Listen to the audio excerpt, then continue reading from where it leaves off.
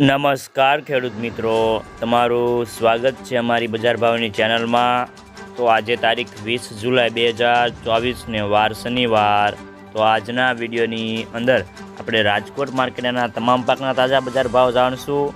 તે પહેલાં અમારી બજાર ભાવની ચેનલને સબસ્ક્રાઈબ કરી લેજો, એટલે કે તમને દરરોજે તમામ પાકના તાજા બજાર ભાવ મળતા રહે। તો મિત્રો ચાલો જાણી લઈએ રાજકોટ માર્કેટના તાજા બજાર ભાવ।